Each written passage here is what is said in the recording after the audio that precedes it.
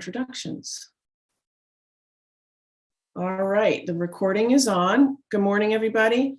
This is a joint committee meeting between the Maine Appropriations Committee in the Maine Legislature and the Health and Human Services Committee of the Maine Legislature. And we're going to start with some introductions of the two committees, and then we will talk a little bit about the topic of the day. So I think I'll start, Senator Claxton, with the HHS committee, since you're our guest today, and I would encourage you to go ahead and introduce your committee. Thank you, Madam Chair. Let's start with Representative Zager. Good morning, Mr. Chair, Madam Chair. I'm Sam Zager, honored to represent District 41, which is off Peninsula in Portland. Representative Lemelin. Good morning, everyone. My name is Michael Lemlin. I represent House District 88, Chelsea, Jefferson, Whitefield, and half of Nobleboro. Representative Stover. Good morning and thank you. My name is Holly Stover. I represent House District 89, including the towns of Boothbay, Boothbay Harbor, Southport, Edgecombe, Westport Island, and part of South Bristol. Representative Perry. Morning, I'm Ann Perry. I represent House District 140, which includes the communities of Indian Township, Baileyville, Barron, Calais, Charlotte, Robinson, Perry, Pembroke, and Pleasant Point. Representative Griffin. Good morning. My name is Abigail Griffin. I represent House District 102, which is Glenburn, Levant, and Cadescade. Representative Madigan. Good morning, I'm Colleen Madigan. I represent House District 110, which is part of Waterville and part of Oakland. Representative Javner. Good morning, I'm Kathy Jabner, and I represent House District 141, which is located in Penobscot and Washington counties. Senator Moore. Good morning, I'm Marianne Moore, and I represent Senate District 6, which is all of Washington County, as well as Goldsboro, Winter Harbor, and Sullivan in Hancock County as well. Thank you. Representative Meyer. Good morning, Madam and Mr. Chair. I am Representative Michelle Meyer, serving Southern Maine's House District 2, which is all of Elliott and parts of Kittery and South Berwick. And I'm Ned Claxton, honored to represent Senate District 20, which consists of Auburn, Minot, Mechanic Falls, Poland, and New Gloucester. This is the point in the introductions when I ask who I've missed. It's a little harder with so many faces and so many screens involved, but I think I did okay. And where we flag how important the staff has been to our function. And I note that we're joined by Sam Senf and Anna Broom. Thank you. Thank you, Senator Claxton. I will start with introductions of appropriations members. Representative Fay. Good morning, everyone. I'm Jessica Fay, and I represent House District 66, which is parts of the towns of Casco, Poland, and Raymond, and everything is melting today, and it's wonderful. Representative Corey. Good morning. I'm Patrick Coy. I represent House District 25, which is part of Wyndham. Thanks. Representative Cardone. Hello, I'm Barbara Cardone. I represent House District 127, part of Bangor. Representative Arata. Good morning. My name is Amy Arata, and I represent House District 65, which includes New Gloucester and part of Poland. Representative Cloutier. Good morning, everyone. I'm Kristen Cloutier, and I proudly represent House District 60, which is part of my hometown of Lewiston. Representative Descharnes. You're on mute, Representative. Good morning. Sorry about that. I'm Representative Jack Ducharme, representing House District 111, which is Madison, Solon, and Norwich Walk. Representative Hymanson. Good morning. I'm Patty Hymanson, representing House District 4, which is parts of York, Wells, Sanford, and all of Ogunquit. Representative Millett. Thank you, Madam Chair. And good morning, everyone. Sowen Millett, House District 71, towns of Norway, Sweden, Waterford, and West Paris.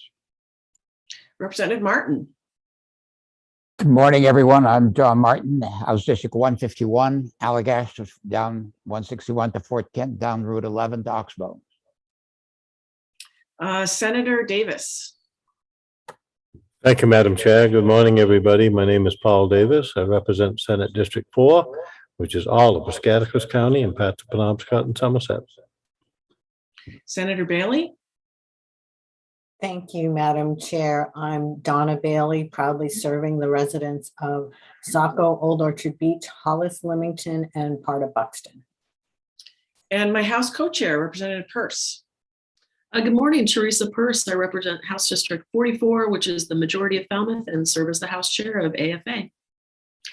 And I'm Kathy Breen. I represent 6.5 communities in Cumberland County, and I serve as Senate Chair of Appropriations. And I'll be chairing today's meeting, although I might be doing some handoff to my House co-chair here and there. So let me just talk a little bit about what today's briefing is about, just to give a little bit of history for the public and to just refresh some of our memories. In the biennial budget last year, there were some main care rate, the budget addressed some main care rates. And some of those rates were increased based on rate studies that had been completed by the Department of Health and Human Services in the main care office. There were also cost of living adjustments for some providers of main care as well. And then in addition, with the help of the HHS committee and the long-term care committee and various other stakeholders, the legislature incorporated LD 1573 into the biennial budget. And LD 1573 was the legislature's attempt to recognize that direct care workers all over the state were in enormous demand and in low supply, and that was going on before the pandemic, but the pandemic had made it considerably worse. And so one of the things that the main objective of LD 1573 was to provide an across-the-board rate increase for direct care workers. And those are generally folks who work for minimum wage. And what the bill aimed to do was reimburse all the providers that provide that direct care to our communities at a 125% of minimum wage across the board. So that was our goal, was to build on what the budget did by inserting LD 1573 into the budget and getting everybody across the state somewhat of a raise, and also to get some parity across services, whether you're direct care worker in a nursing home or a group home or working with children's and residential, wherever there's direct care going on, that there would be a lift all boats kind of approach with LD 1573. So our attempt was somewhat successful, but then some things got mixed up. In particular, the COLAs that were in the budget and LD 1573, I'll just say it was an arranged marriage and it didn't go perfectly. So we had some bumps. I'm going to use a lot of transportation analogies today. We had some bumps in the road, or you could say things went off the rails a little bit between our office, the OFPR that staffs the Appropriation Committee, and the department. That came to light over the fall, and we have been working diligently with our staff in OFPR and the department to try to shed some light on where that went off the rails and try to fix it. So the fix is in the supplemental budget proposal that the governor put forward. But I want to be super, super clear about this for our purposes this morning. We are only talking about what we intended to do last year with the 125%, which has now become part of the budget law, chaptered law known as AAAA. So we're going to call it Quad A.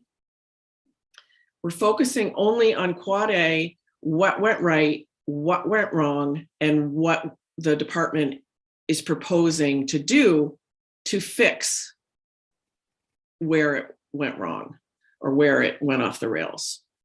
That is a part of the supplemental budget, but this is not a supplemental budget hearing.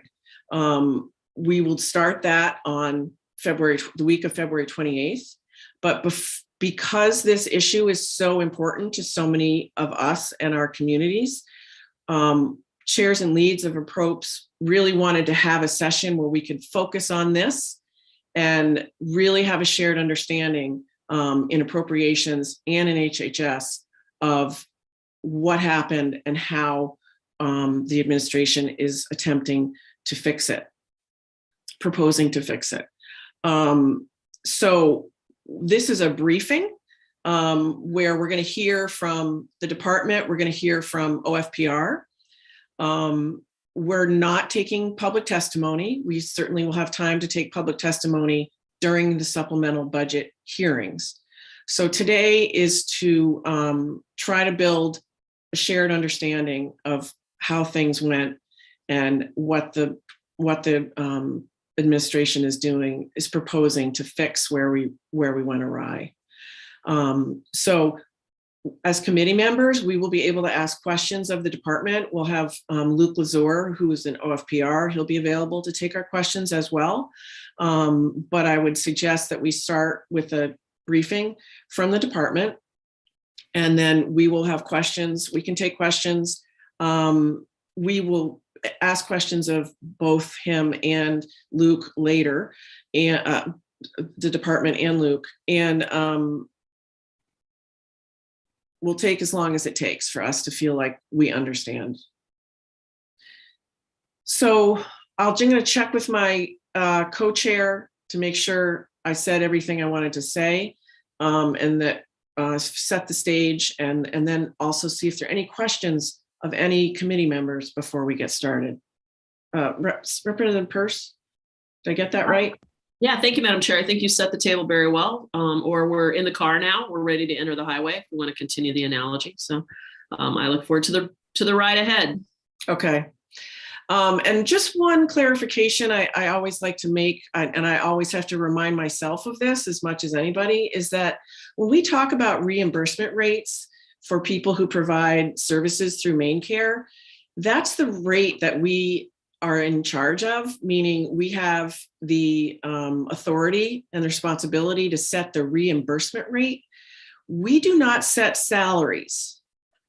Salaries are set by employers, and the employers are the folks who are the service providers who have contracts with the state of Maine. So the service is provided, and then we reimburse it. The state's authority really rests only in the reimbursement rate, not in the salary that the providers use to pay their workforce. So I'll just check in. Are there any questions from anybody before we get started?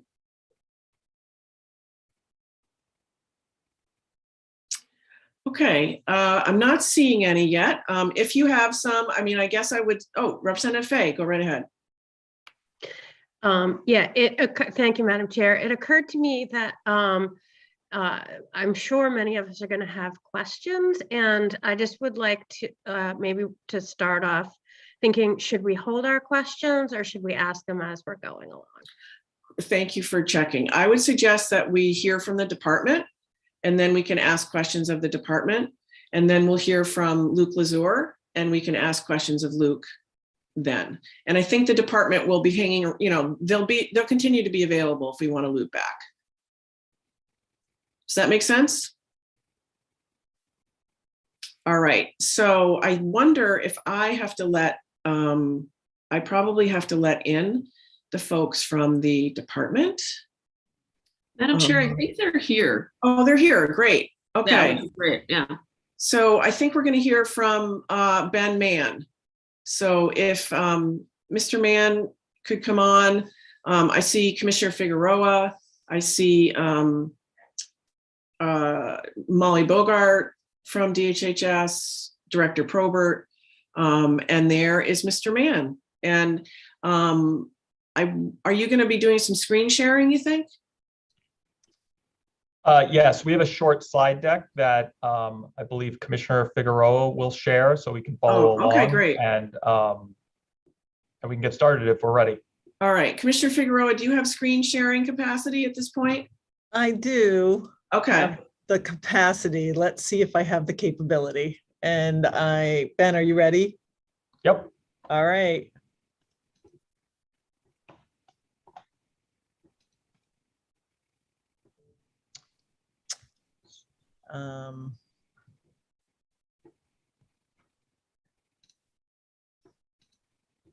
Can we see the PowerPoint?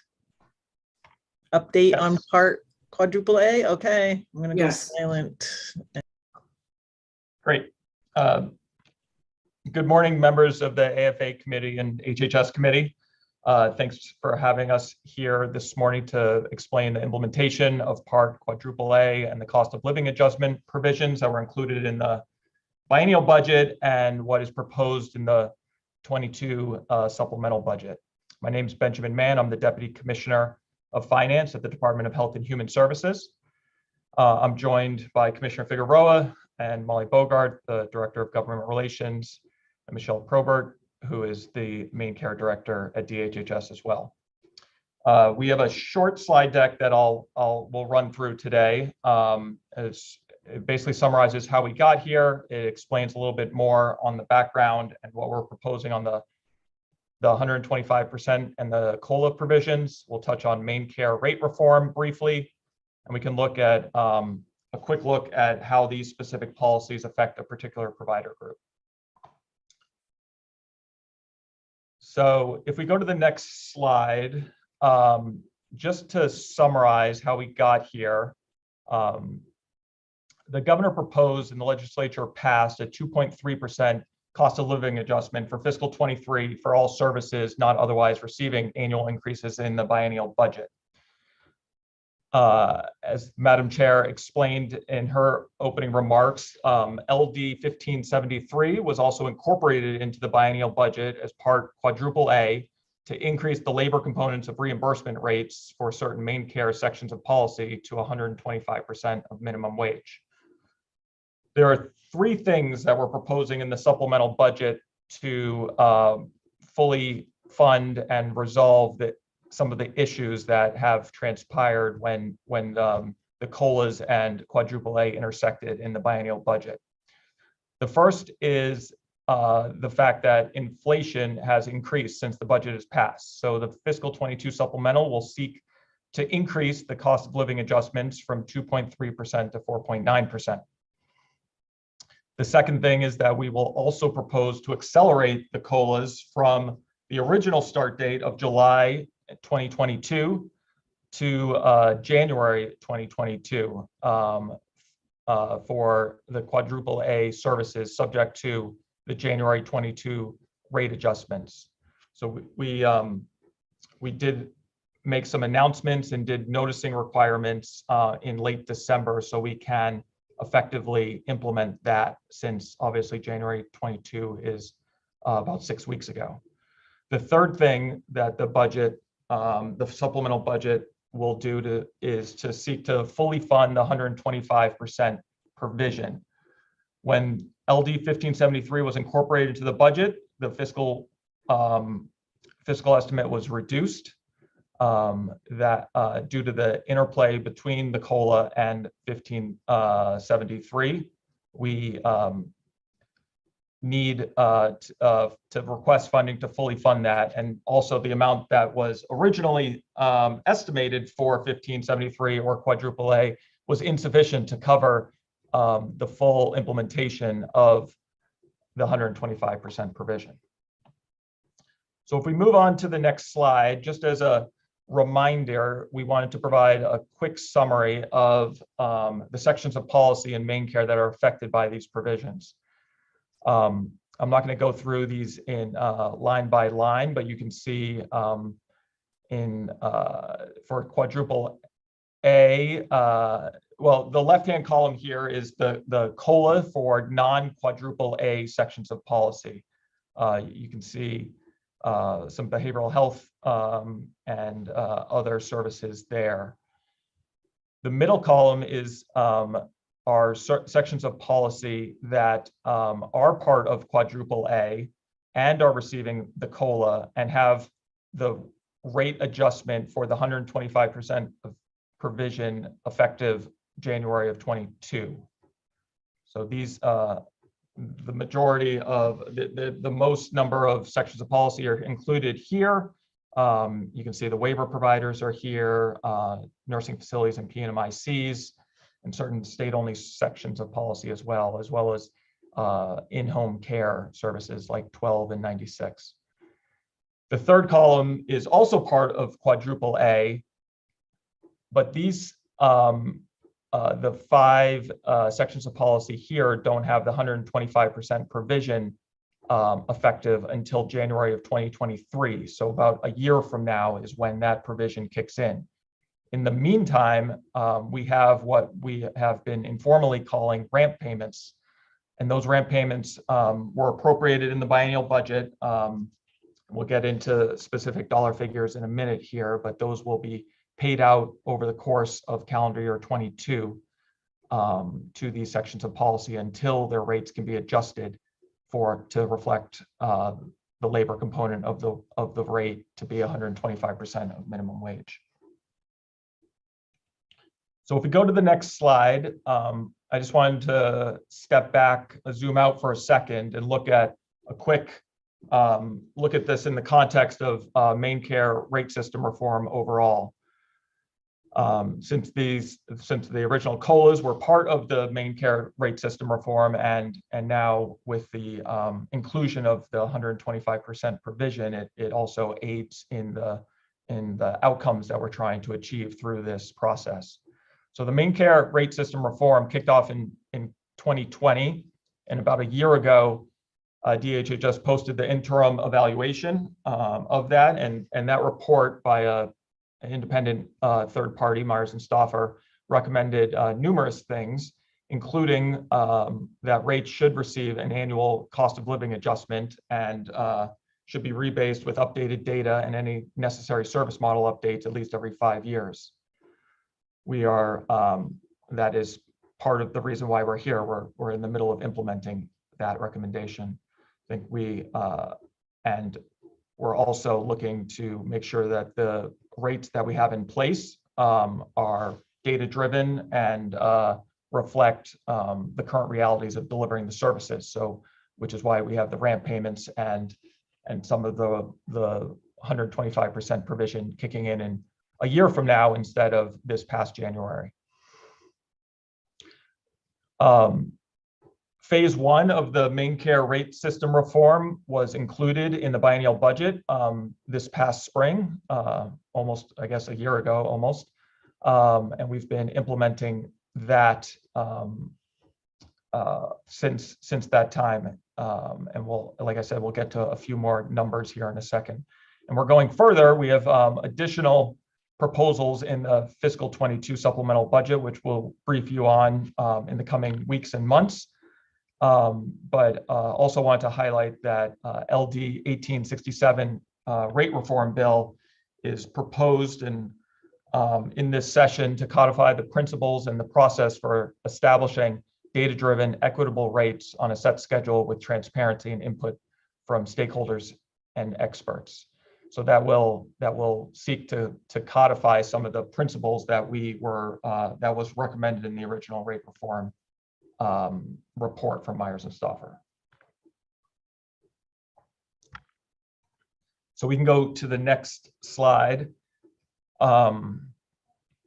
So we wanted to just provide a little bit of context here of what has been provided through the biennial budget and what's going to be requested and is currently proposed in the fiscal 22 supplemental budget. So the biennial budget, as passed by the legislature and signed by the governor, included over $500 million all funds in provider payment increases. That includes things like the $123 million all funds. I'm speaking all funds, not general fund, since that is the dollars that flow to the providers themselves. I was mentioning that 500 million is inclusive of the 123 million that went to long-term care facilities, nursing facilities, residential care facilities, PNMICs, and adult family care homes. There were significant other rate increases for PNMI Bs and Ds for substance use disorder and kids residential. And also there was $54 million included in the biennial budget to implement COLAs on an annual basis and to implement Part Quadruple A. I will also note that the $54 million that was included in the budget does not include sections of policy that are unaffected by the supplemental budget that was just released by the governor. So that $15 million, there was actually $15 million on top of the $54 million that was appropriated for Part Quadruple A. Like the Madam Chair said, and what we previously discussed, Quadruple A was underfunded, and the administration is seeking $99.9 million all funds, which is $35.8 million general fund, to fully fund and aggressively implement the COLA and Part Quadruple A initiatives in the budget. I'll break this down into the three main sections that components that we discussed on the first slide. For sections of policy that were not included in Part Quadruple A, we are increasing the COLA from 2.3% to 4.9%. And you can see there that the cost of that and what's included in the budget is 10.3 million all funds and 3.1 million general fund. The second piece is the COLA aspect of this, and for sections of policy that were included in Part Quadruple A, and we are increasing that COLA from 2.3% to 4.9%, and we're also accelerating the COLA to align with the 125% provision, and that COLA acceleration from July to January, and the increase in the inflation is $51 million toward 20 million general fund. The final piece is to fully fund, on top of the COLA, additional funding is needed to implement the 125% provision of Quadruple A, and we're seeking $38 million or nearly 13 million general fund for that. I would just note quickly here that had we not increased the COLA from 2.3% to 4.9%, the amount needed to fully fund 125% provision would be significantly higher. A lot of that $51.4 million would be needed to implement Quadruple A. So that 38 million would be a lot higher had we not been seeking that funding through the COLA aspect of it, which is it's somewhat complicated, but it's how the COLA and the 125% provision intersect. I'll just note quickly too here, I think it comes up later in the deck, but the COLA provision affects all parts of the rate. So the wage components and the non-wage components, whereas the 125% of minimum wage only affects obviously the wage components of those direct care workers who are making minimum wage. So to summarize, the COLA and Part Quadruple A in the biennial budget and the supplemental budget, so that 54 and nearly 100 million would total the $154 million going to direct care workers, behavioral health providers, and providers of long-term services and supports. And just to keep the math straight, for adding in the pieces, the full amount of Quadruple A, it comes to $169 million. It's just that $15 million on top there.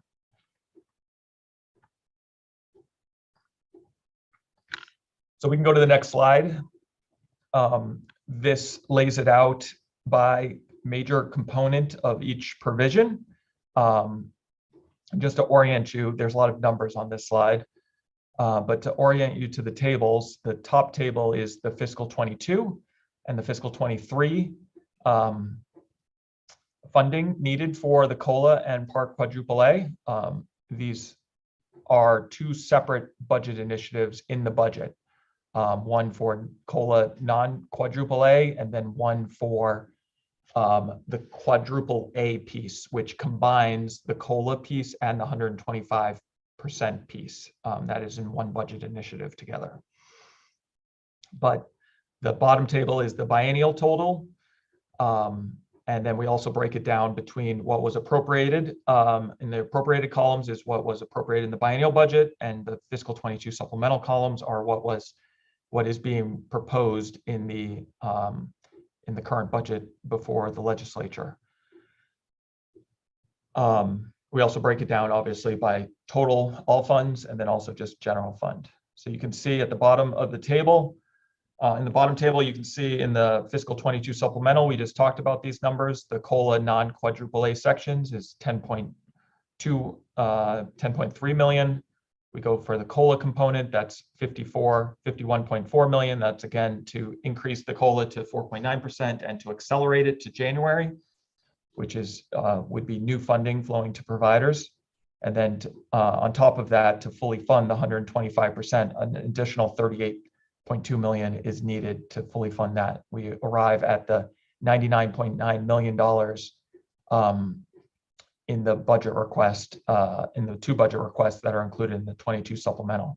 Just to the left of that, you can see the appropriated totals for the biennial of what was appropriated. 3 million for the COLA, and then 3 million for the non-Quadruple A sections of policy, 25 million all funds for the COLA component of Quadruple A, 15 million for to implement the 125% of minimum wage in the biennial. So we are almost seeking twice as much money than what was appropriated to fully implement this. I'm sure there are questions about that, and we can get into that, I think, in a moment a little bit more. So the next slide, we thought it would be useful to think about these numbers. They're large and they affect many different sections of policy. So we wanted to pull out a particular section of policy in a provider group so you can see the impact on the COLA and the 125% provision and how it plays out between the biennial budget and the supplemental proposal.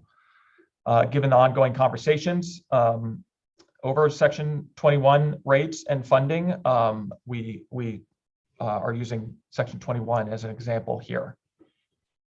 So I will just draw your attention to the table first and just go through the funding amounts that have been provided to Section 21 providers here. So it actually predates the COLAs and the Quadruple A section of policy.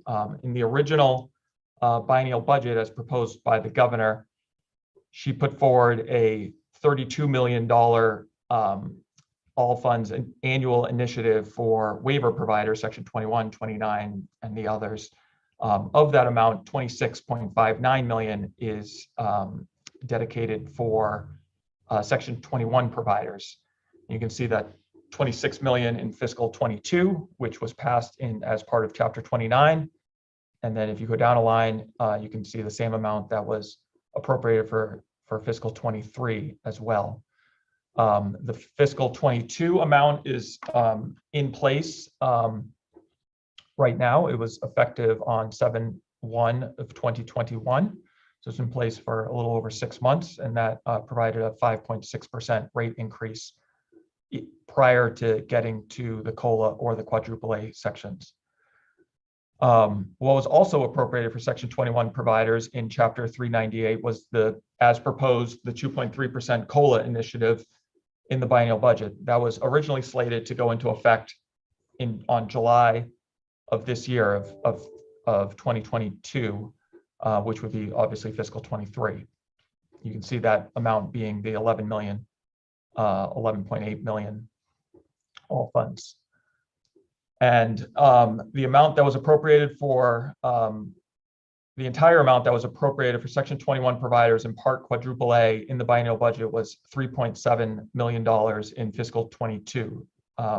Due to the interplay between the COLA and Quadruple A, the appropriation for fiscal 23 was zeroed out. So there was nearly $4 million appropriated in the biennial budget.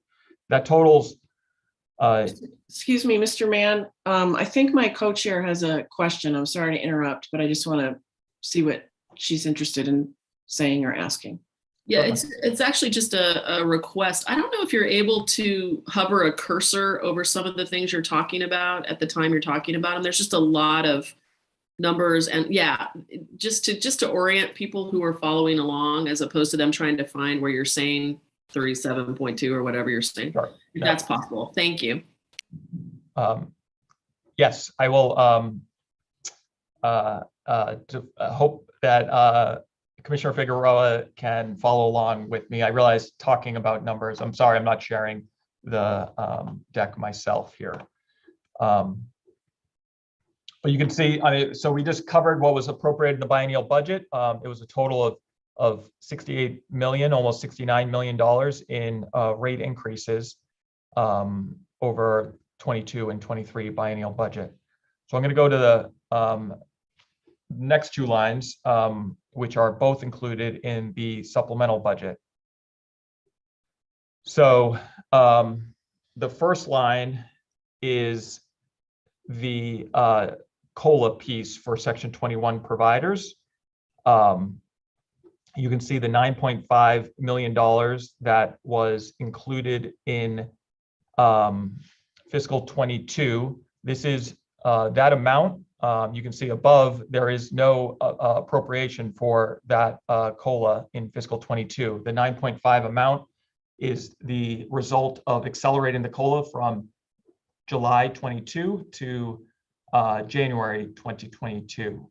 So that is new funding that would be going to these providers at 4.9% instead of the 2.3%. We also are over doubling the amount of the COLA for $17 million in fiscal 23. You can see the 2.3% was the $11 million in the above table, and we are requesting $17 million more in fiscal 23 to increase the COLA to 4.9%. To fully implement, going to the next line, so to fully fund Part Quadruple A, to fully implement that provision for Section 21 providers in fiscal 22, we need another 3.9 million all funds. So essentially doubling the amount of funding that has gone there. And then we need 15 million in fiscal 23. And we just covered the fact that there was no appropriation for those providers in 23. So that is all new funding there. In total, over the biennial budget, that totals $46 million. That is what was appropriated in the budget was, if you had the 11.84 and the 3.73 was about 15. So we need about triple the amount of funding to fully implement the COLA increase and then to fully fund Part Quadruple A. So in summary, the providers, Section 21 providers here will be getting a increase of $115 million over the biennium. That is, the 44 million or so in fiscal 22 and 71 million in fiscal 23. That's, I think folks are aware of this, but those are baseline increases. Those funding increases will be factored into their baseline and flow through into the future. So there's certainly more funding and higher rates for Section 21. The words at the top here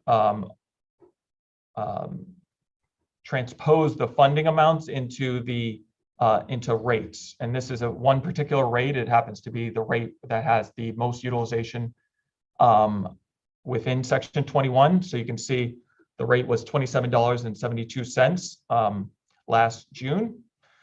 That has been increased to $29.28 starting July of 21.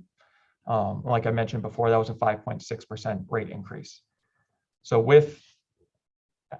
once we implement Part Quadruple A and the COLA, pending legislative approval and passage, obviously, the rate would increase to $32.13 effective on January 1st, 2022. So I mentioned previously as well that we did our noticing and announcements on that. So we can make that rate retroactive, and we'll be pushing out all the funding that that providers need through these provisions that will be effective on January 1st, 2022. And that would be nearly a 16% increase over the rates that were in place in June of 2021.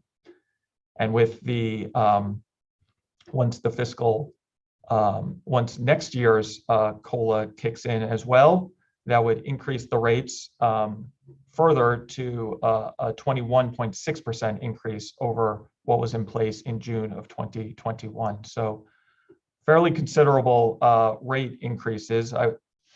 Fairly considerable, I think, historic rate increases for Section 21 providers, and honestly, many other providers that are subject to Quadruple A and the COLA provisions that were included in the budget.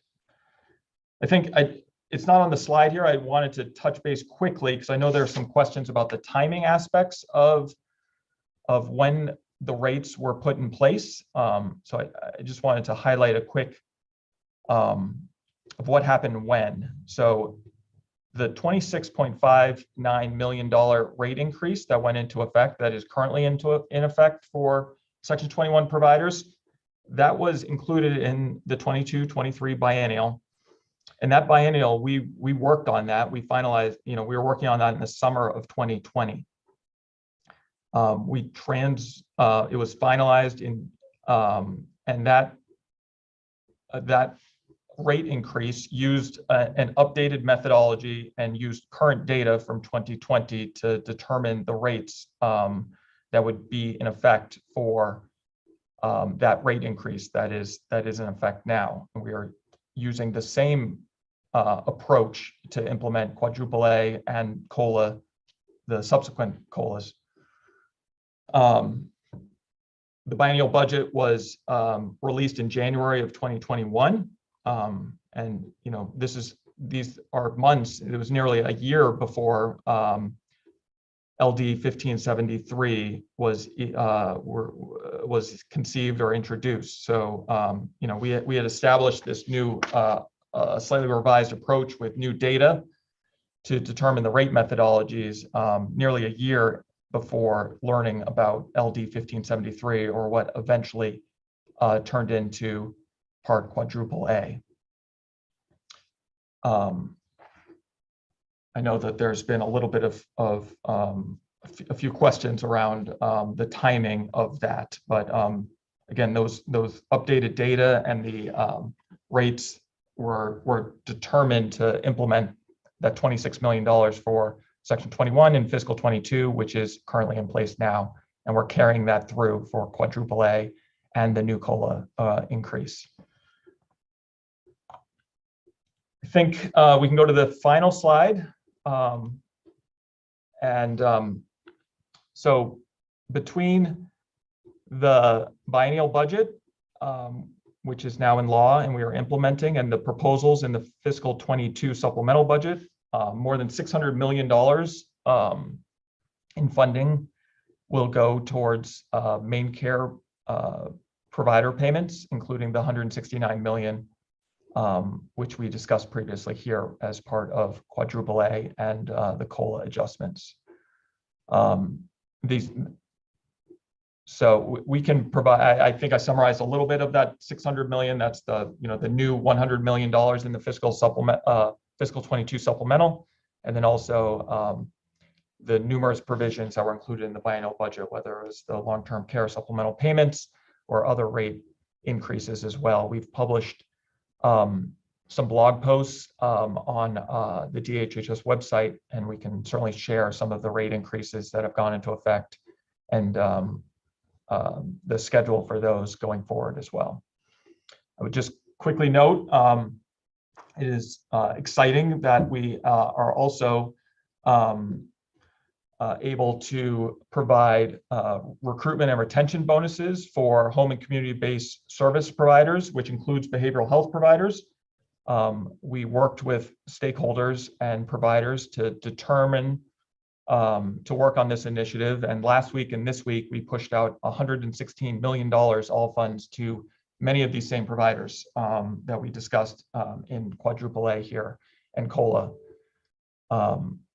Waiver providers, including Section 21, received more than $50 million of that 116. And that's not included in the $600 million figure. So just some other bullet points to leave you with here. We have done a lot of due diligence over the rates to ensure that they reflect 125% for the labor components of those rates. And hence the $100 million ask, or at least part of that here in the supplemental budget. The governor is proposing to more than double the COLA from 2.3% to 4.9% on all components of the rate for those that are subject to the COLA, not just the wage component. And just to tie it all together with the main care rate reform, along with these initiatives, we're committed to a comprehensive, transparent rate process, including updating legacy rate information, budgeting for annual COLA increases, and utilizing actual per member information when feasible. So I think I'm done talking for the time being, at least. Thank you very much, Mr. Mann. Before we start with questions, I just want to say in the plainest English I can muster what I just heard, and I would love it if you could just say yes or no. So part of the challenge of marrying LD 1573 to the biennial budget was that there were COLAs in the budget that brought some of those people up in Quadruple A, brought them up to 125%. And it was a mix. There was a mix there of COLAs and 125% that needed to be sorted out. Is that correct? Mr. Mann, would you say that's correct? Yes, I think the majority of sections of policy needed additional funding to reach the 125%. I think I'd invite Director Probert to fact check me on that as well. Okay, that's all right. Let me just keep going. So when we were trying to marry the COLAs and the 125%, we, in the course of building the fiscal note, taking into account the COLAs, we took the entire COLA when we should have only taken the labor portion of the COLA into account. That's accurate. Thank you. And so there was not enough money in the budget because we backed out too much money. Exactly right. Okay. Specifically, the money was backed out of fiscal 23, so many providers don't have an appropriation in fiscal 23 to reflect the full amount of what's needed for Quadruple A implementation. Okay, so the supplemental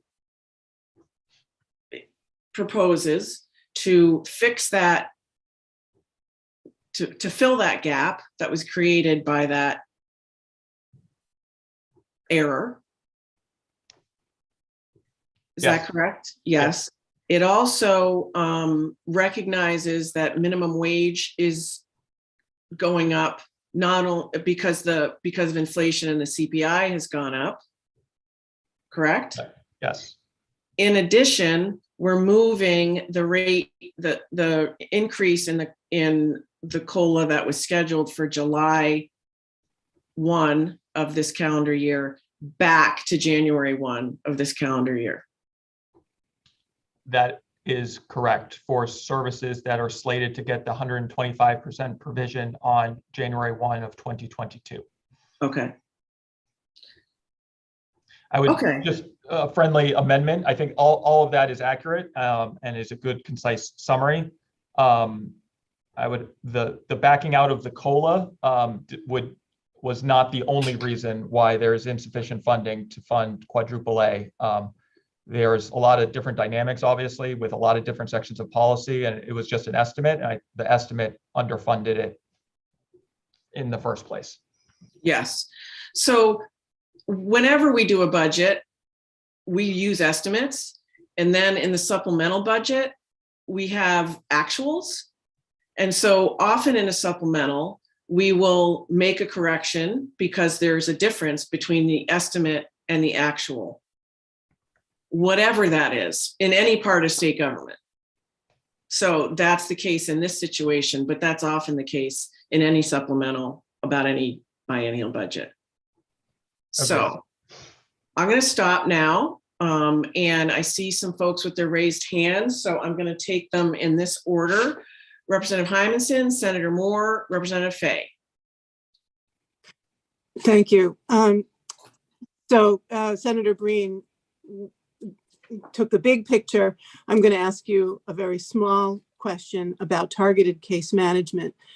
And just if you could tell me when they will receive their COLA. Will that be in January or July? And what percentage will that be? That's my question. Targeted case management is not subject to Part Quadruple A, and they will receive their COLA in July of 2022. And that will be 4.9%. Correct. As pending Yes, I understand. approval by the legislature. The current COLA is 2.3%, as passed in the biennial budget. We're proposing to increase it to 4.9% starting in July. Thank you. Senator Moore. Yes, thank you, Madam Chair. My question, I guess, is on slide number 5, where we were talking about the $500 billion in all funds for main care and the provider payment increases. Do we have it published anywhere what provider groups actually received, or how much each provider group received those funds?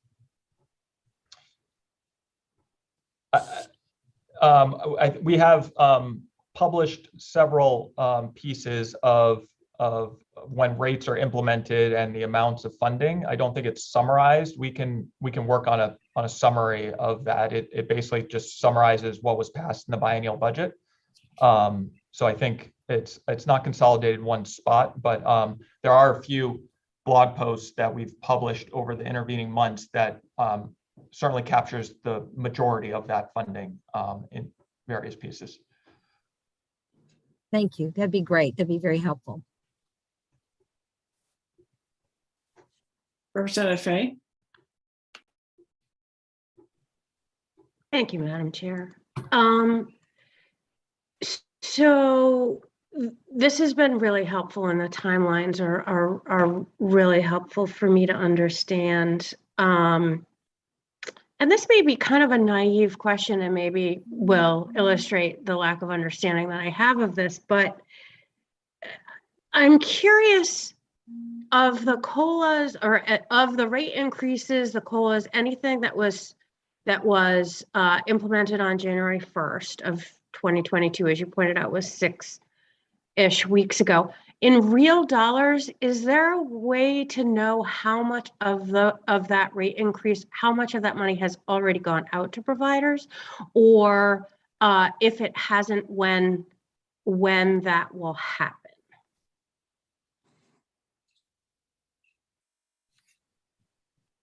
So as we've discussed, the we're proposing to increase the COLAs, over double them, and to fully fund 125% of quadruple A. So since that funding is not available currently, we are also working through federal approvals and other necessary approvals related to the rate changes. The rates will be effective back to January of 2022. The funding has not been pushed out related to those yet. Follow up, Madam Chair. Okay, I'm trying to figure out how to ask this. So because we don't have the funding for all of it, then we can't push any of those funds out. Does that sound right? Am I wrong? I think on January 31st, we sent out a main care message to all providers informing them of what they can expect for their rates and down to the particular codes. I am verging into Director Probert's sorry. line of business, but I think do you want to explain exactly a little bit more on timeframes, Michelle? Certainly. What I can say is that in order to have rolled out one round of rate increases, which reflected the amounts that were appropriated, which were insufficient to meet the intent of Part Quadruple A, and then follow up with an additional increase to reflect the supplemental that we've submitted, we would need to go through 2 rounds of seeking approval from the federal government, as well as 2 rounds of rulemaking. And so those are state plan amendments and waiver amendments and rulemaking. So it would be significant work that would be very challenging to, at this point, there's not an option of doing it that way anymore, because we need to at least notice before a rate's effective date what that rate is going to be. I also will note, just for awareness, that the process of determining these rates under Part Quadruple A means that for every individual code within every individual service, we needed to look at a rate methodology and the labor component of that rate methodology and make many, many specific adjustments and detailed work, which was part of the reason why you wouldn't expect an estimate for what this bill as a whole would cost to align with the actual cost once you do that very detailed code by code rate model, line by line analysis to figure out the proper amount. Thank you for that. I think that's really helpful. And I really do appreciate the amount of work that goes into each one of these rate increases. I know it takes an awful lot of time. So just, I'm gonna take Senator Breen's cue and say, if someone could just tell me that I'm right or wrong here. So all of the funds that we have, that we appropriated in 221 for Part Quad A, those funds have actually not been, the increases in those funds have not been spent yet. Okay, thank you. I just want to remind you that the effective date for 1573 was 1/1/22 to begin with. Representative Person, Representative Javner. Thank you, Madam Chair. So I want to say what I think I've just heard about what's happened. So we passed the biennial budget and we set some dates in place. We realized that there were some issues, and in looking at trying to solve those issues and execute the intent of the legislature around 1573 and the biennial, you realize that you would kind of be doing double work around this COLA in a lot of areas. And that's why you're backdating it to January 1, 22, as opposed to doing some of them then and some of them in July. You're kind of capturing everybody for January 22 with the COLA adjustment. Is that accurate? Yes. It Thank you. also, we're also able to provide more funding to providers this way as well by accelerating the COLA, which was not slated to go into effect until July, and we are accelerating it to January. Thank you. Representative Jabner. Thank you, Madam Chair. Thank you, Deputy Director Mann. I appreciate this information greatly. If you could just give us a little bit more detail on how the 4.9% for the COLA, how that came about, and will that move be the percentage moving forward for the 5-year differences, or how will that be decided upon? And also I want to thank you for making sure you let us know which pieces are going to increase the baseline. You know, that's always my question. Thank you. Certainly.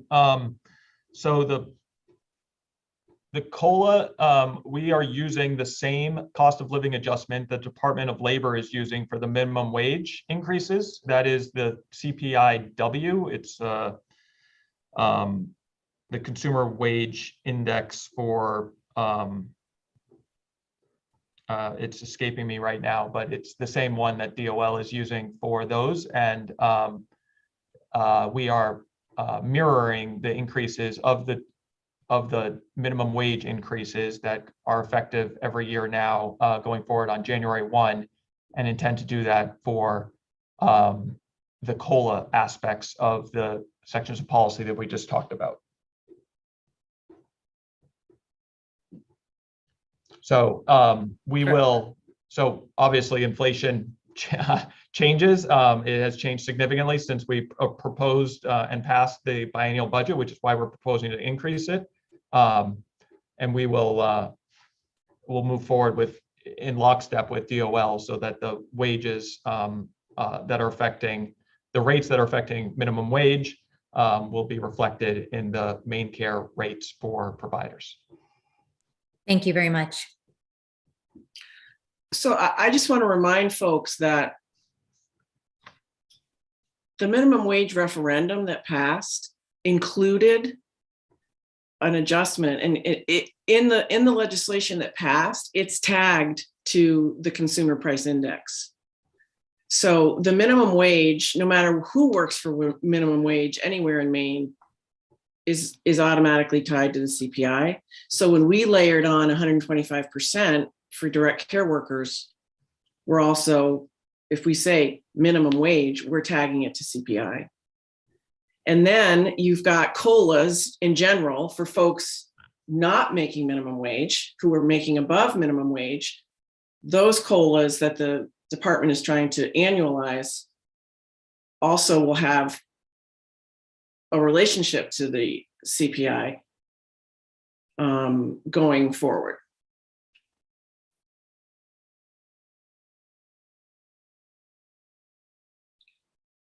Are there any other questions for Mr. Mann, Director Mann at the moment? If not, I'd like to hear from Luke Lazur from OFPR, but if there's anything else for Director Mann. Representative Millett. Thank you, Madam Chair. If I could just ask a effective date question, and piggybacking on your comment about the actual wage set for the direct care workers is done at the employer level, not by fiat from legislation. And I'm keying in on the second bullet on the summary page where, Dr. Mann, you mentioned that consistent with the legislation and assuming the supplemental is passed as proposed, that the law would take effect. It would assume that all direct care workers would get at least 125% of the minimum wage then in effect.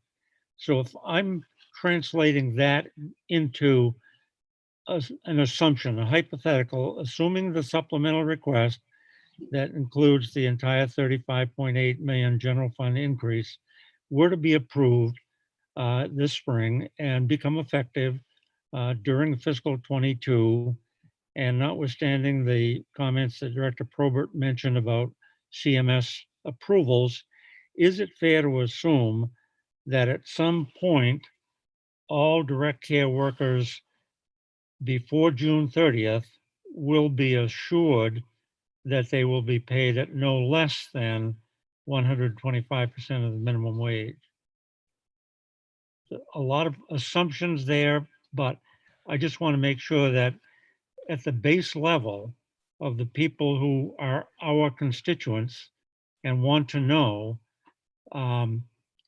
will they be receiving a minimum salary or wage at least 125% of the minimum wage sometime between now and the end of June? Unfortunately, going to have to answer your question with a yes and a no. We've discussed, and I know you know this, but we don't, like you said, determine the actual wages that employers pay their staff and their employees. However, the wages that the rates that will be in effect in the coming months will support that average of 125% of minimum wage in the components that that go into the overall rate that we pay them. So if I could follow up, Dr. Mann, you basically used the word assume, and I highlighted it when you were going through it. So you're saying that from the Department of Health and Human Services and the administration and the budget that we assume will be updated with the 35.8 million infusion, the rates will assume all direct care workers will get paid no less than 125% of minimum wage, but the employers could otherwise not follow through on that?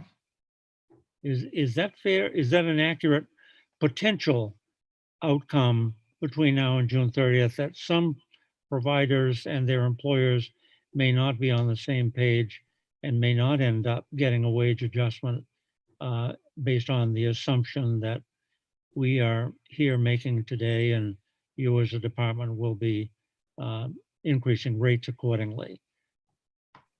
Is that accurate? That I would agree with that. How do we, as policymakers, assure that the outcome we intend will actually occur?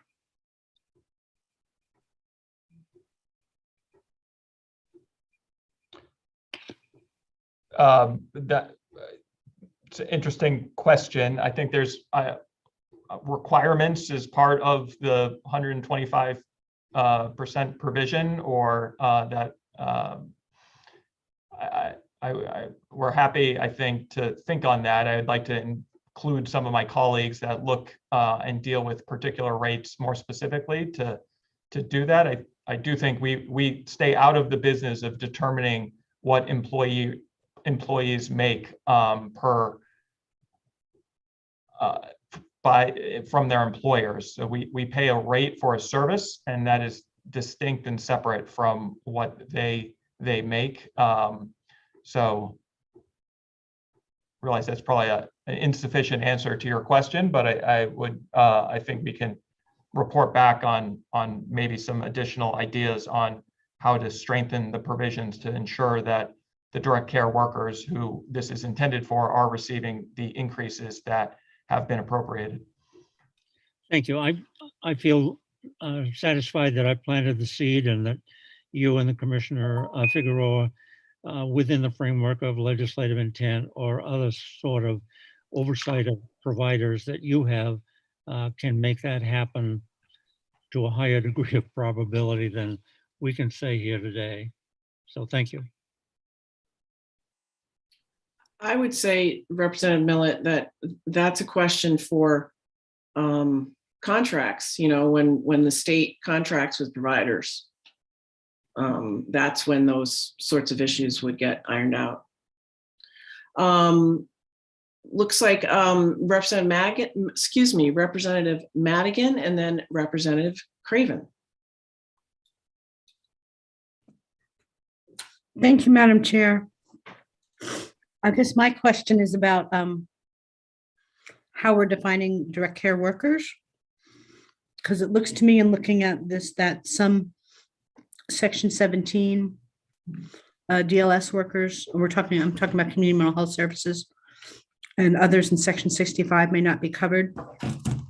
The reason that I ask is that I think often how we define direct care workers has been very skewed towards folks providing services within the DD community or community services for the elderly, which I absolutely support. But there are many folks who provide those same type of services for folks with serious and persistent mental illness or children with behavioral health difficulties.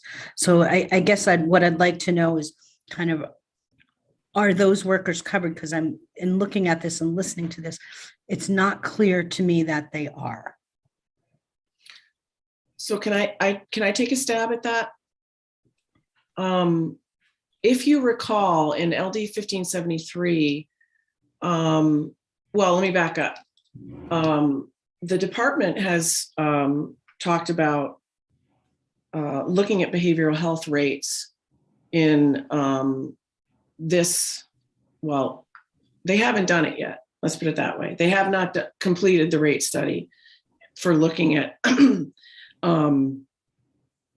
what I would broadly say mental health and substance use disorder.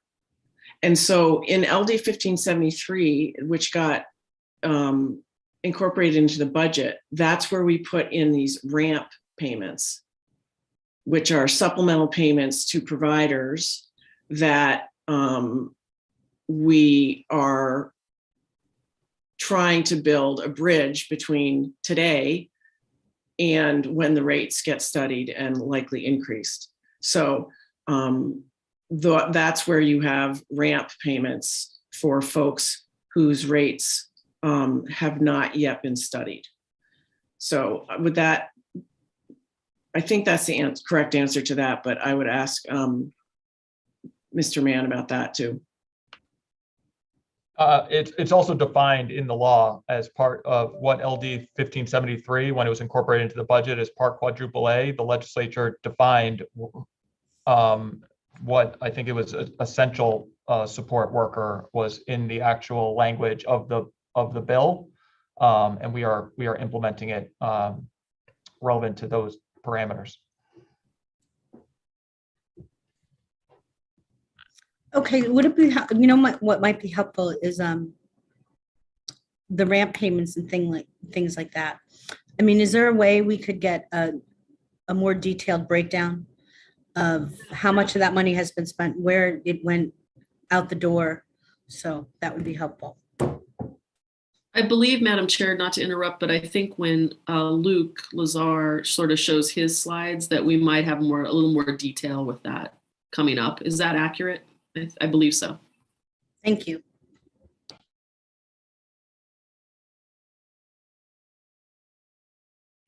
Representative Craven and then Representative Peirce. Thank you, Madam Chair. Really going back to Representative Millet's question, it seems to me that I remember from the public hearings that providers often have challenges retaining long-term employees, and that there was no method for them to have increases, et cetera, and that the 125% across the board was not meant for every single person to be getting 125% of the minimum wage, but that the provider would have an opportunity to be able to offer increases to experienced and long-term employees. I just remembered that was one of the issues that was raised in public hearing. I agree with that. Representative Madigan, you still have your hand up. Do you want us to keep? Okay. Representative Peirce's hand is down. Representative Zager's hand is up.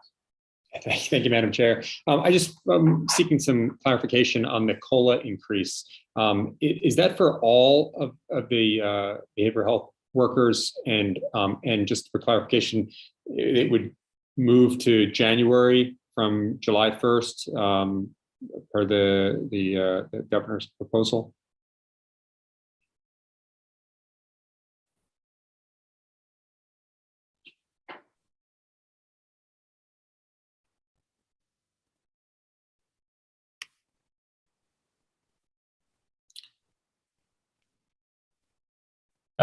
Here we go. Sorry, technical difficulties. The COLA for behavioral health providers. So I think the slide, we don't have to bring it back up, but I believe you have a copy. The third slide provides a little bit more context on this. A lot of behavioral health providers provide services under Section 65. And those COLAs will be effective in July of 2022. Section 17 also. There's some others that aren't, that are, behavioral health in general that might not be part of Section quadruple A that would also receive COLA starting in July. We would does that answer your question? I think so. It's not January 1st for all behavioral health. So we are working on updated rate studies to confirm the rates for Section 65 currently. We're doing that work in this calendar year, so they'll get a COLA in July. We intend to implement an updated rate effective January of 2023 to reflect, to ensure that 125% is reflected in the labor components of the wage of the rate. And then going forward, they would likely be on the same schedule for the January COLAs.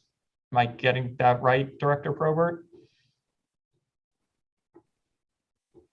Yes, we haven't had lots of focused discussions on COLAs beyond January 2023, just because we've had so many on these topics. But when we briefly discussed it, that approach would likely make sense. We would look to align the 125% provision along with the COLAs. The COLAs affect the entire rate. The 125% affect the wage component of the rate. It makes a lot of sense to align those so that they have the same effective date. It's just, there's some sections of policies that have effective dates for the 125% provision in 22 and some in 23. So they will get COLA. It's a matter of just the timing aspect of it. And I can maybe summarize, just because I know there's a lot of moving parts. So for behavioral health providers, and that includes 17 and 28 and 65, behavioral health providers will be receiving COLA increase on 7/1.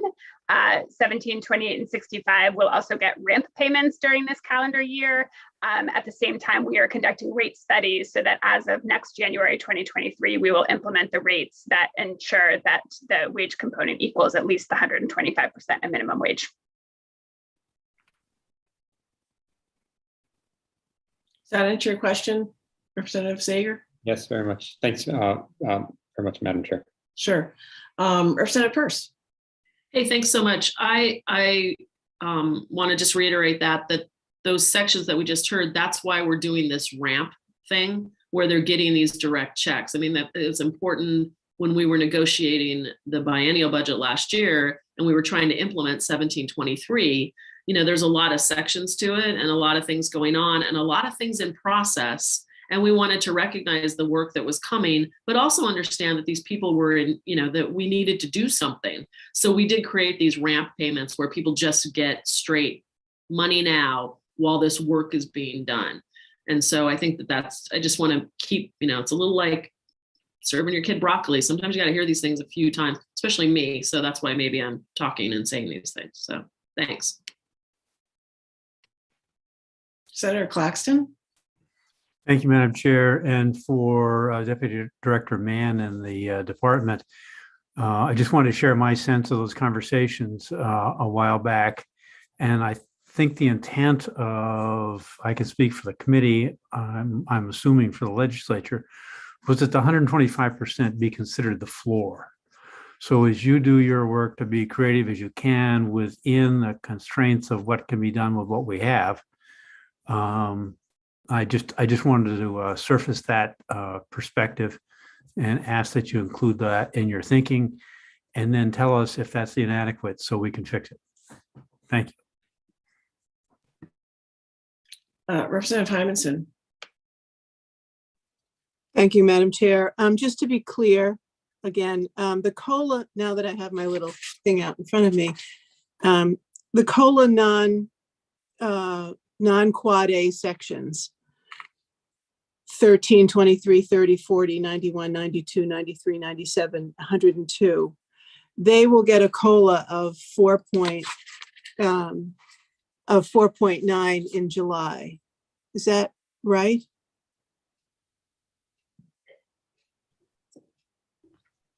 Yes, there's I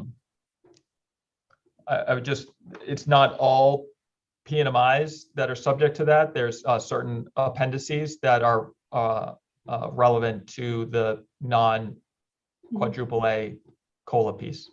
That's E and F. Yes. Yeah. Thank you.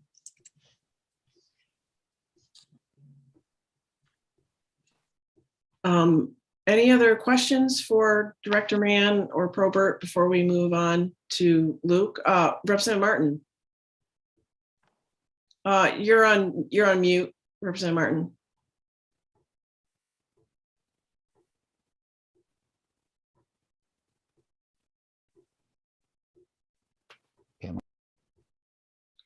No, you were, but then you went back on. You're close. Try again.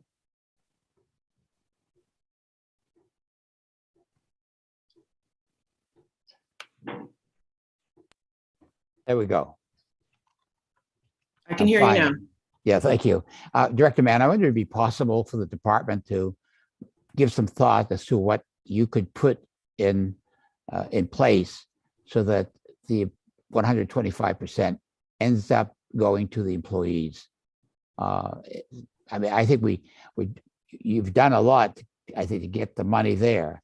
The question is, how do we sometimes do something to ensure that it does that?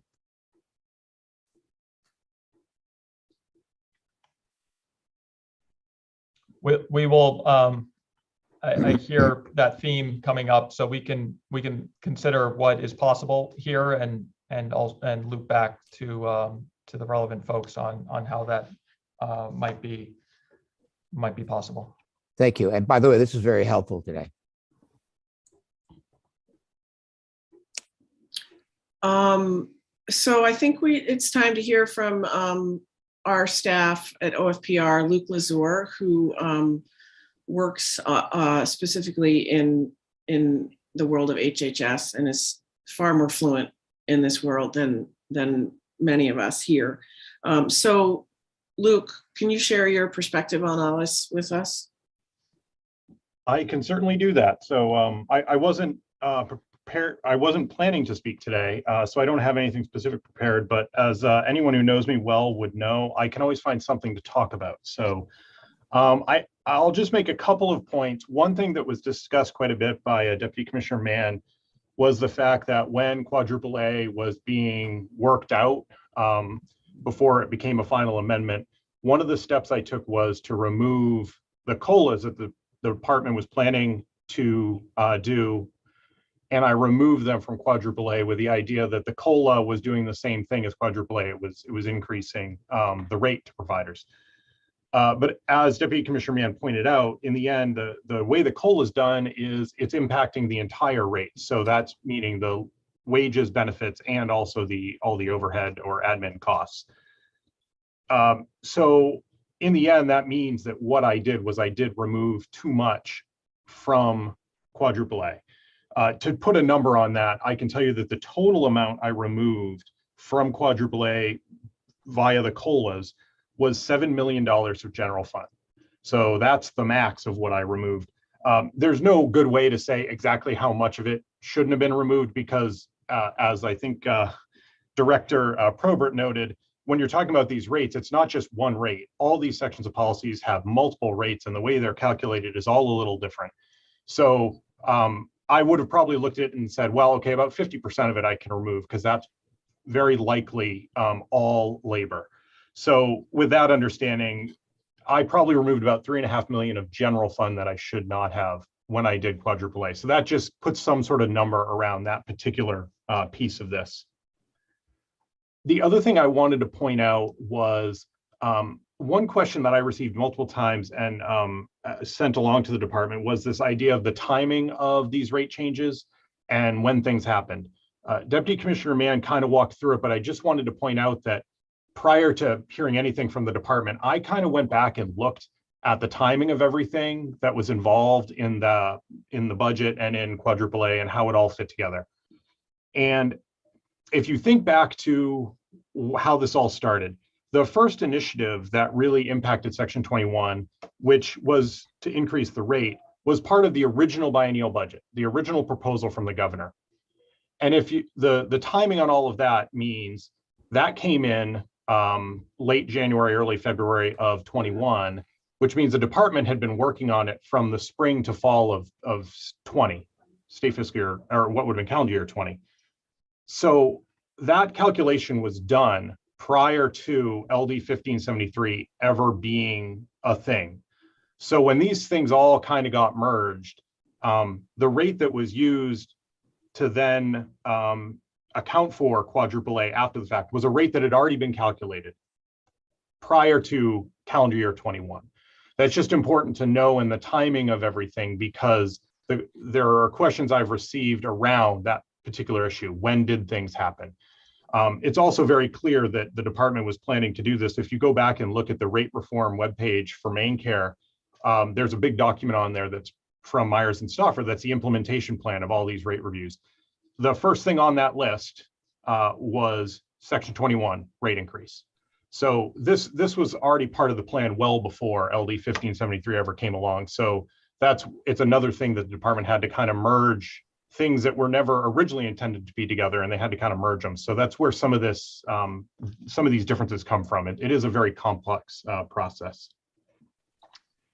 The last thing I wanted to do, there was a question from Representative Madigan. So can you see my screen? Yeah, we can see your screen. Okay. Thank you. So the question was about Section 17 and 65, and I'll lump in, as Director Probert did, Section 28, sort of the idea of what's included. So what I did is I just brought up, here is the actual part quadruple A language that was in the budget.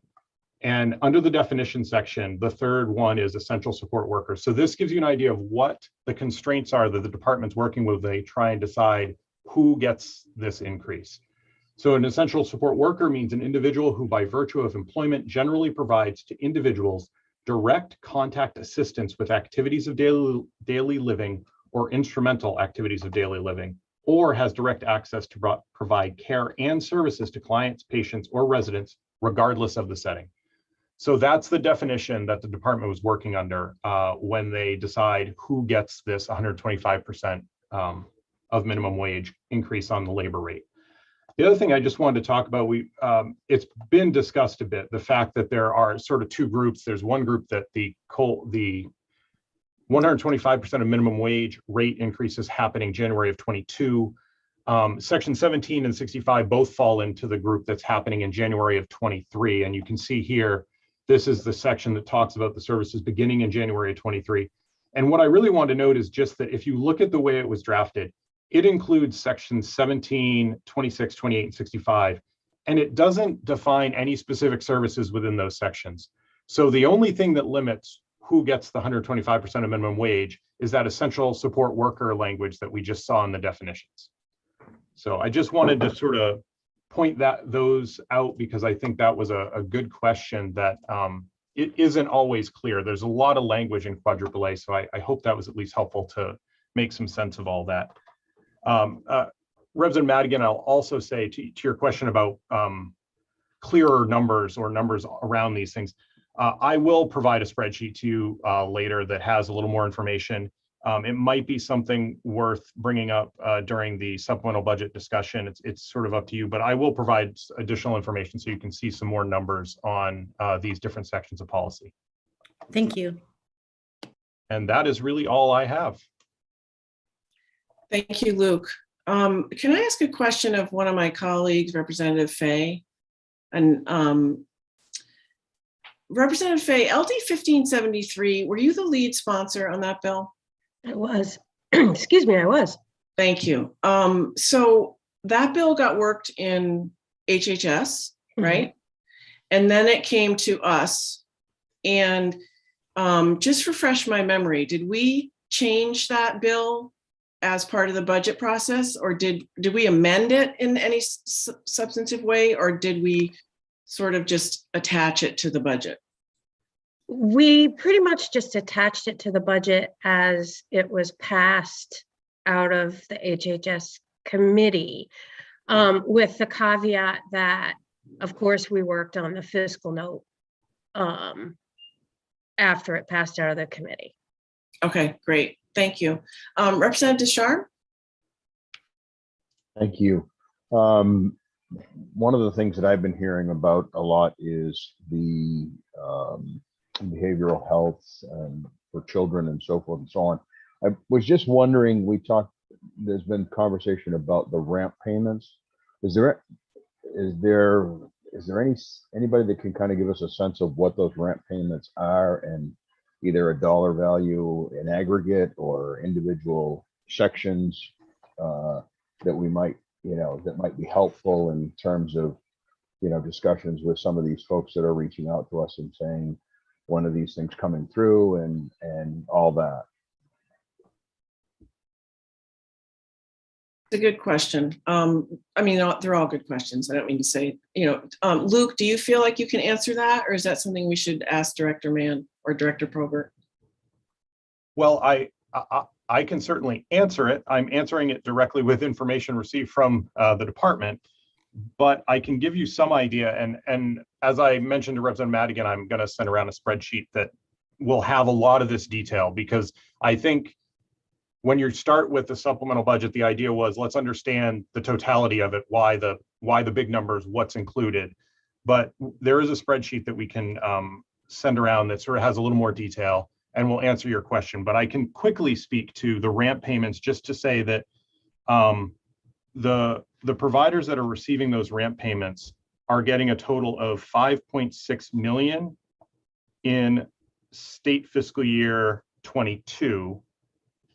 And it's important to note that the ramp payments, the way they were set up, they are from January of 22 through December of 22. So essentially the idea was to cover that time period, since they were not going to get the actual quadruple A 125% of minimum wage rate change in January 22. It was to start payments in 22 still, and it covers the entire calendar year 22, so that when their ramp payments start, which are January 1st of 23, they essentially are at the same point that the providers who received the payment starting in January of 22. It's just that the rate change doesn't happen until 23.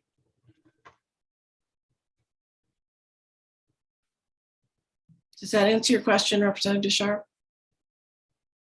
I think so. Senator Breen, do you mind if I pipe up? I had another note I just wanted to make to be clear about the difference from LD 1573 to quadruple A. Sure. Representative Fay is right that a lot of the language is largely LD 1573. The beginning point of the fiscal note was LD 1573, but there were a couple of changes. One we've discussed pretty extensively today, which is that from the appropriates and allocation section, there was a decrease for the COLA piece, where I had removed the COLAs, and that's the piece where I removed 7 million, probably should have only removed 3.5 million, but that was one big change. And then the other change is what also around what we were just talking about with the ramp payments. Originally, all the sections started on January 1 of 22. In quadruple A, it was split so that some started January 1 of 22, some started January 1 of 23. So I just wanted to point those out because those are really the main differences that happened with quadruple A.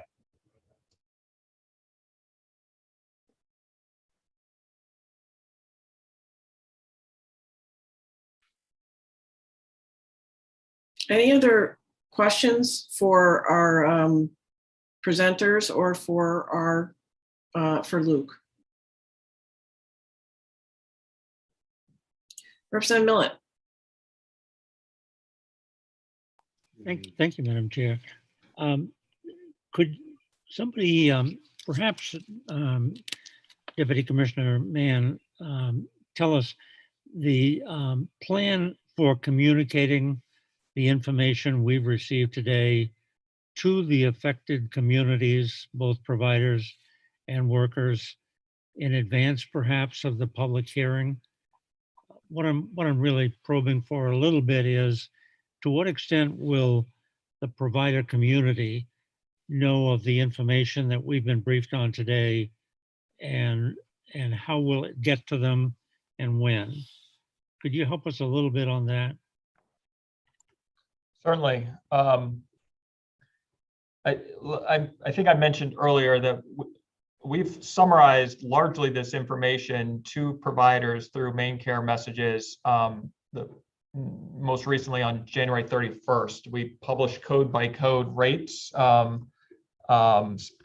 were specific to say that they were not in place yet, and they will be in the coming months. And we will be sure to continue to communicate with providers on expectations of timing and amounts, and answering questions related to that. I think there's a lot of dynamics with both of these initiatives, and what was passed and what's forthcoming. So we will make sure, or try to make sure, that everyone is on the same page with amounts and timing. I think it's fair to say that the ramp payments, which in their totality, as the PowerPoint showed, total 9.5 million. There's a fiscal 23 part and a fiscal 22 part, and it's confusing because it's only in calendar year 22 that the ramp payments are mostly going out. Will be ahead of the those are likely to move out on a sooner time frame than the full rate adjustments, the permanent rate adjustments to the non for quadruple A and the COLAs.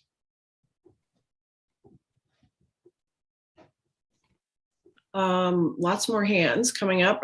Representative Stover, then Hymanson, then Peirce, and then Senator Claxton. Thank you, Madam Chair.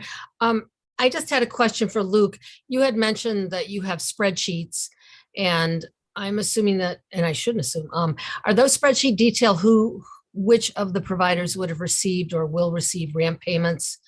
I am getting calls from both direct care workers and from agencies. And I think there was some confusion about when they would get their payments from late December through January, and it was delayed, and there was all sorts of angst, and they were writing to me saying they hadn't gotten their payments. But I just wanted to know, do you have those lists, so when we're getting those types of calls, I can actually look and say, oh, there's agency X, and it looks as though you're on that list for a ramp payment and or whatever. Is that what you have, a spreadsheet that you mentioned to Representative Madigan about? I don't have that detail. I do have it by section of policy. So if a provider provides services in a specific section, you can see how much that total section of policy is receiving. I think the other point to make is the timing of it. For quadruple A, all the providers that are including quadruple A, whether the 125% rate increases starting in January 1 of 22 or 23, they're all starting to get payments.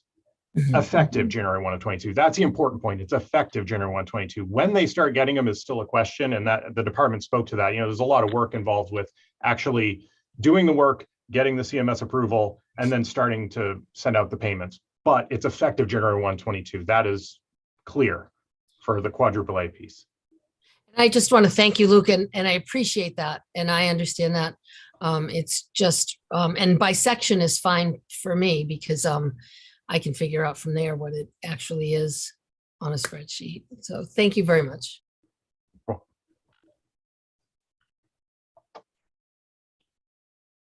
Representative Hymanson.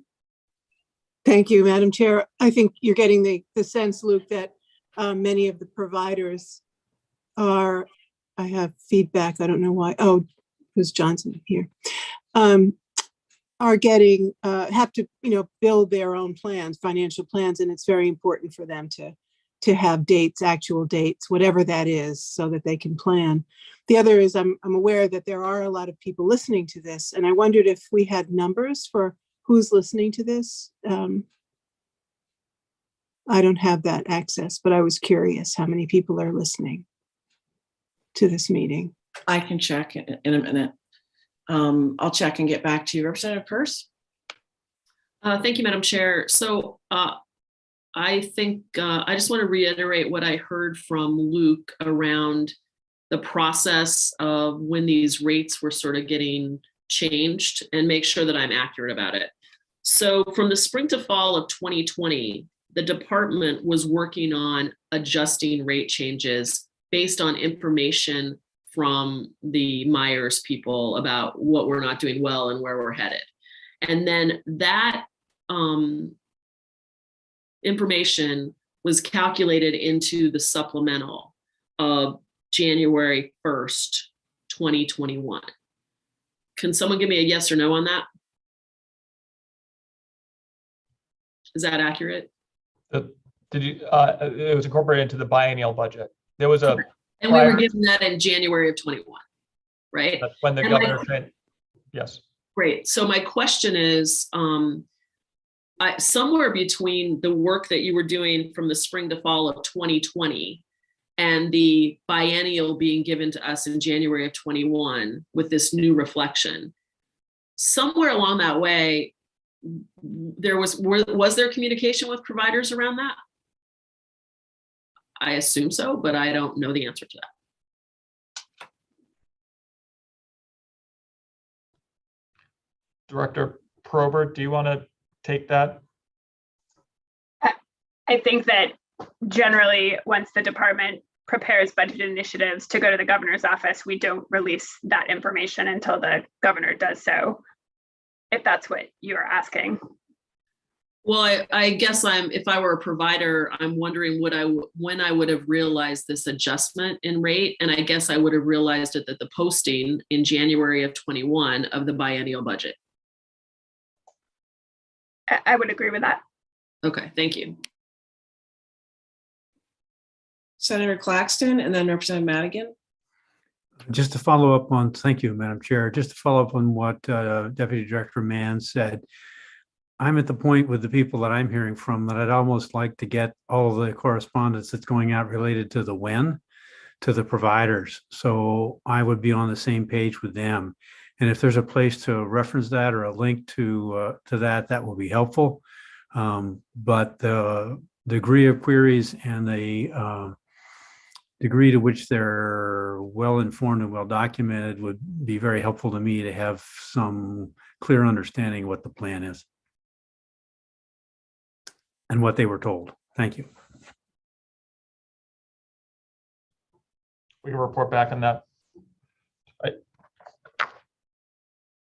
Thank you. This has generally been very helpful, and I think I can work off of that, but I just want to make sure that we know what's being said so that we can reinforce that as the logical next step.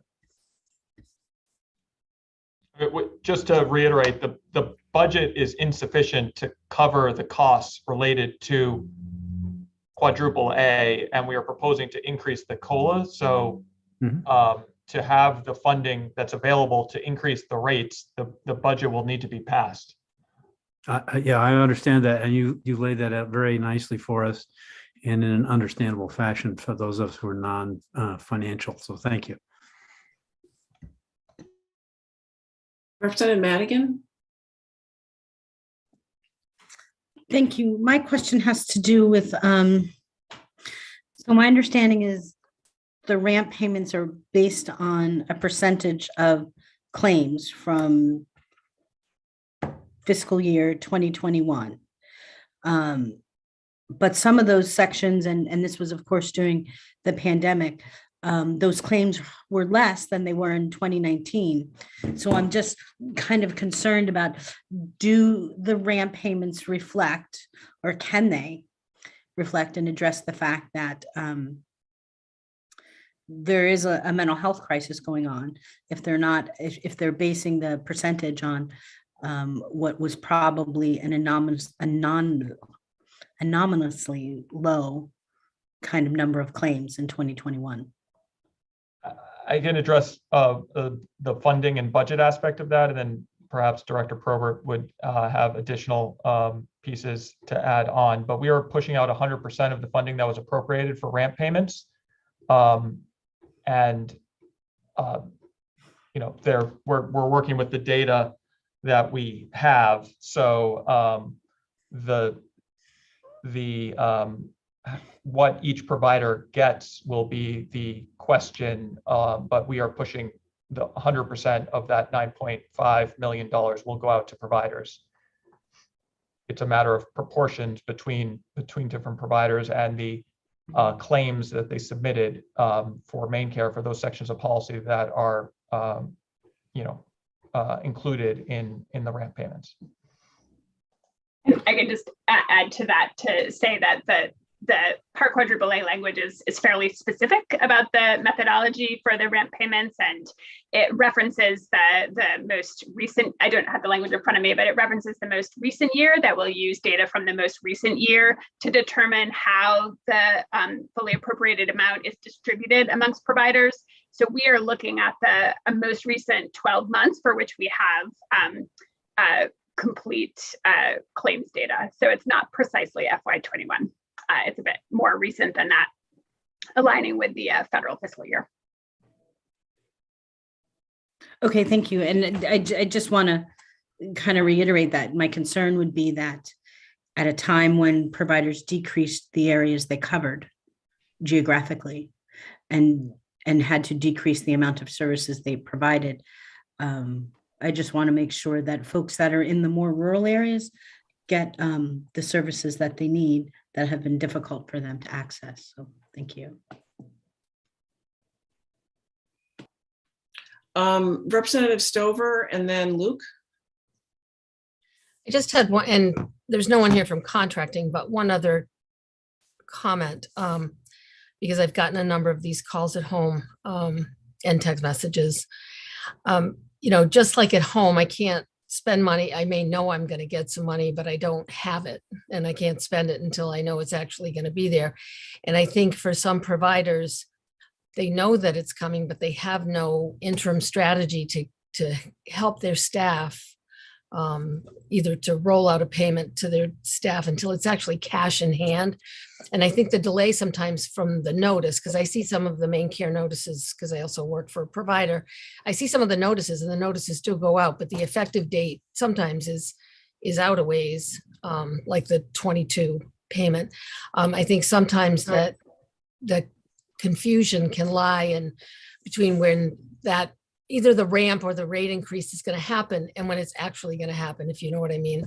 And I think if contracting could work with the providers strategically around their expectations on both sides about when that money will be available, because I think the worst thing for a provider is to have to go get a line of credit in order to float something until the payment comes through. And I think there's been some confusion for some providers around that, and they just don't have the money to upfront it. So it's just a comment for folks to consider. Thank you. Luke and then Senator Bailey. So I was just planning to speak to Representative Madigan's question about those payments, and I have the exact language, so I'll just read it so you can hear. This is exactly how it's worded in the budget, which means it's the law. So this is what the department has to work from. And it says it provides one-time payment for the department to provide equal monthly supplemental payments from January of 22 through December of 22 to all providers of certain services in equal proportion to the services provided by providers in the previous 12-month period. So that was the exact language that the department had to work with in coming up with how to spread out those supplemental payments. Senator Bailey. Thank you, Madam Chair. Just a request from probably Luke, when you send out your spreadsheets and other documents, it would be helpful to me to have that quadruple A language as a document, a separate PDF, so that I can just have it in front of me and refer to it. So I would appreciate that. Thank you. Not a problem. I'll send that along. Any other questions for the department or for Luke?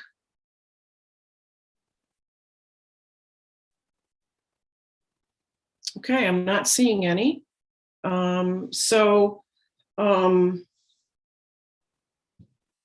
hope, if nothing else, this was illuminating. I'm not suggesting that this was the end of this topic, but there'll certainly be opportunity at the supplemental budget public hearings to